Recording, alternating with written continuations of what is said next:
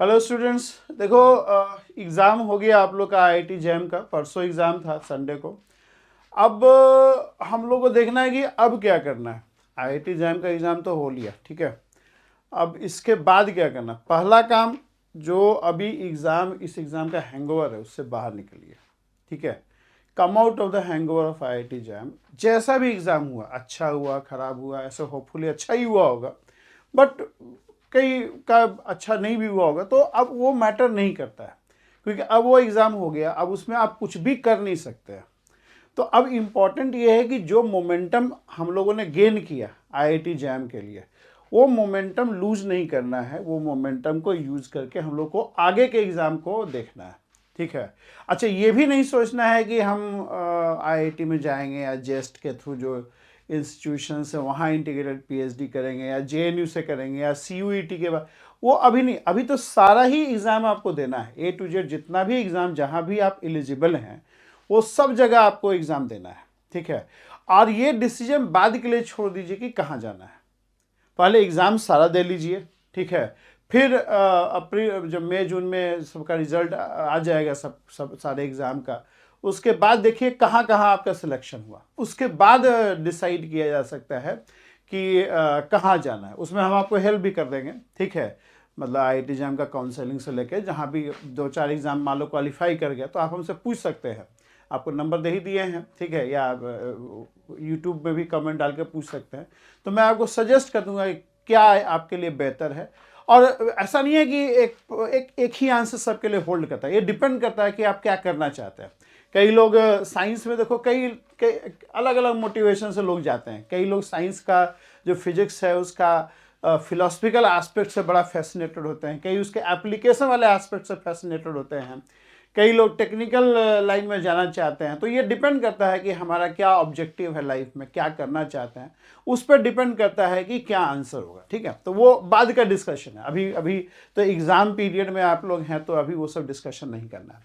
तो पहला काम जो कि टफ है, लेकिन आप इससे बाहर निकलिए। कोई एग्ज़ाम एनालिसिस देखने का जरूरत नहीं है। यूट्यूब पे अलग अलग कोचिंग वाले एग्ज़ाम एनालिसिस देते हैं, वो सब अपने व्यूज़ और वो सब बढ़ाने के लिए देते हैं, ठीक है। क्योंकि वो आप एग्ज़ाम दे के आए हैं तो इच्छा होता है जानने का कि भाई कैसा हुआ पेपर, क्या हुआ, ठीक है। तो वो एग्ज़ाम एनालिसिस 3-4 टीचर मिल के दे रहा है, सब कोई ऐसा नीड नहीं। एग्ज़ाम का पेपर आ जाएगा 2-4 दिन में, 3-4 दिन में आपको वो लॉगिन में दिखाएगा। वो पेपर हमको भेज दीजिएगा, ठीक है। वो पेपर हम सॉल्व करके यूट्यूब पे डाल देंगे, आंसर मैच कर लेना, ज़्यादा से ज़्यादा यही होगा ना, ठीक है। बहुत ज़्यादा एनालिसिस और ये फैन फेयर ये सब में मत घुसिए, क्योंकि अब उसका कोई फ़ायदा नहीं है। हमको भी बहुत सारे क्वेश्चन उसमें भेजा है, तो हम मटिया दिए कि भाई कोई एनालिसिस करने का जरूरत है। एक बच्चा पूछा भी कि एनालिसिस करिए, हम करने नहीं, ये सब करके क्या फ़ायदा। भाई एग्ज़ाम के पहले जो हम वीडियो बनाए, सब बनाए, उसका आपको बेनिफिट है। एग्ज़ाम के बाद हम उसमें रिसर्च करते रहें, क्या आया था नहीं आया था, उसमें कोई बेनिफिट नहीं। अब इम्पॉर्टेंट ये है कि जो हम लोग को पढ़ने का एक फ्लो बना हुआ है उसको टूटने नहीं देना है। क्योंकि उसमें घुसे रहेंगे तो वो 3-4 दिन 5 दिन देखिए, 2 दिन तो हो ही गया, ठीक है। तो अब 2 दिन बहुत हो गया, अब उससे बाहर निकलिए, अगले एग्ज़ाम का तैयारी कीजिए, अगले एग्ज़ाम की तैयारी कीजिए। And take it as opportunity, क्योंकि बहुत लोग अभी जैम का हैंगओवर में होंगे। तो आप, कंपटीशन है, आप एकदम से कमर कस लीजिए कि हमको अब अगले एग्ज़ाम का तैयारी करना। अब बेटर कर सकते हैं, ठीक है। आप बेहतर कर सकते हैं। थोड़ा जो भी कमियां हैं वो सब पता चली गया, उस पर वर्क कीजिए। और एग्ज़ाम अलग है, अगला एग्ज़ाम आपका जेस्ट का है, वो आईआईटी जैम से डिफरेंट है। उसका पेपर भी थोड़ा स्टैंडर्ड होता है। आईआईटी जैम का पेपर के कंपैरिजन में जेस्ट का पेपर स्टैंडर्ड होता है। तो थोड़ा सा आपको पढ़ना होगा। स्टैटिस्टिकल वाला पार्ट थोड़ा अधिक है, क्वांटम मैकेनिक्स थोड़ा अधिक पूछता है। तो वो सब जो हम लोग इसका पीवाईक्यू बिगिन करेंगे, ठीक है। आज ही कोशिश करें कि 2023 का जो सेक्शन ए है 1 से 25 वो हम डाल दें, ठीक है। तो उसका जितना हो सकता है, टाइम बहुत कम है, तो इसलिए वो आपके लिए भी कम है, हमारे लिए भी कम है, ठीक है। तो आपको भी पूरा रैपअप करना है, तैयारी बढ़िया से करना है। और हमारे लिए भी है कि कोशिश करना है कि पीवाईक्यू जितना ज़्यादा हो सके 2023 से चालू करेंगे, पीछे बढ़ते जाएंगे। 2012 तक का पेपर अवेलेबल है, तो देखिए कितना हो पाता है ना। थोड़ा सा चैलेंजिंग होते हैं क्वेश्चन, ठीक है। तो आई विल ट्राई, टारगेट तो यह है कि 12 तक कर देंगे, ठीक है, जितना हो जाए बढ़िया से, ठीक है।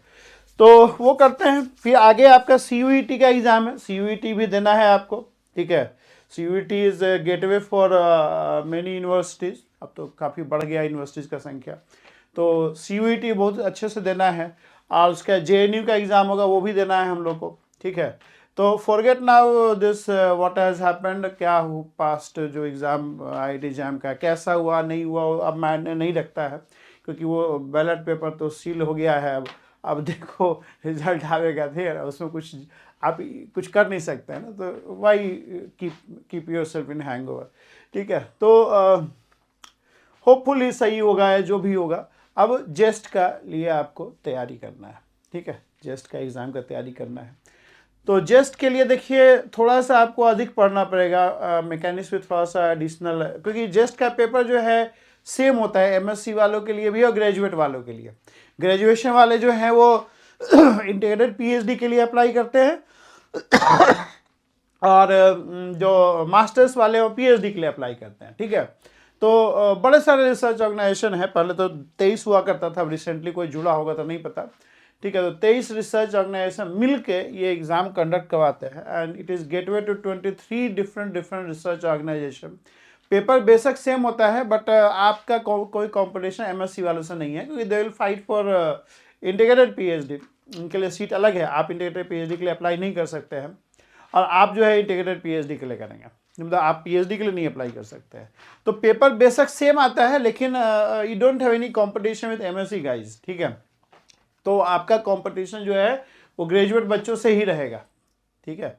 कोई इंटीग्रेटेड PhD सीट्स अलग होती है। पेपर सेम होने की वजह से क्या है कि MSc का पोर्शन भी इसमें आता है।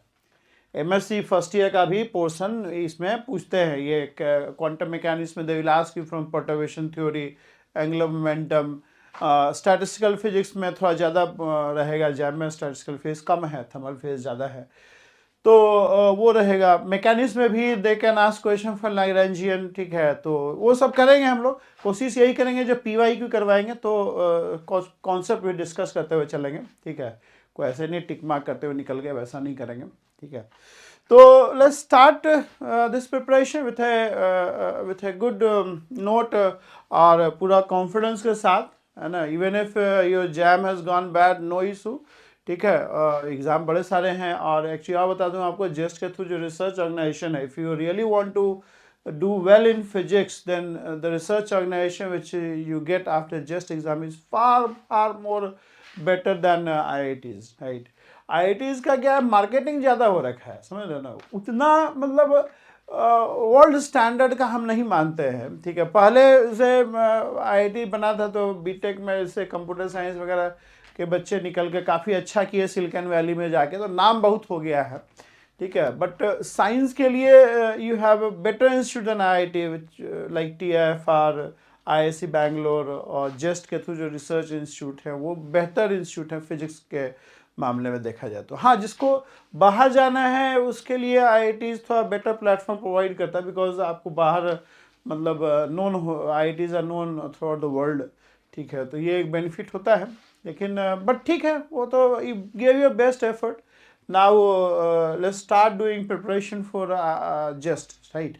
जेस्ट में देखो पिछले साल जो पैटर्न था 50 क्वेश्चन आता था, उसमें 2 सेक्शन में थे, मतलब सेक्शन 1 से 25 जो क्वेश्चन नंबर है उसमें 3 मार्क्स का क्वेश्चन है, आप जो 26 से 50 उसमें 9 मार्क्स का क्वेश्चन है। तो 25 क्वेश्चन 3 मार्क्स से 75 नंबर, और 25 क्वेश्चन 9 मार्क्स का 225 प्लस 75 300 मार्क्स का एग्जाम होता है, ठीक है। ठीक है, तो नेक्स्ट क्लास से हम लोग जस्ट का PYQ स्टार्ट करेंगे, ठीक है। हाँ, पेपर जब आ जाए तो हमें आप व्हाट्सअप कर दीजिएगा 9910271733 पे, और उसका हम सोल्यूशन बना के डाल देंगे, ठीक है। उसको डिस्कस भी कर लेंगे प्रॉपरली हम लोग पेपर को, क्योंकि वो क्वेश्चंस तो इंपॉर्टेंट है ना, क्वेश्चंस तो आगे भी एग्जाम में आएगा, ठीक है। ये एनालिसिस इंपॉर्टेंट नहीं है, एनालिसिस से कोई फायदा नहीं, forget the exam IIT exam now, ठीक है। अब आगे का देखना है हम लोग को, ठीक है। Okay, so with this note thank you very much. Next class से हम लोग PYQ जस्ट का चालू करेंगे।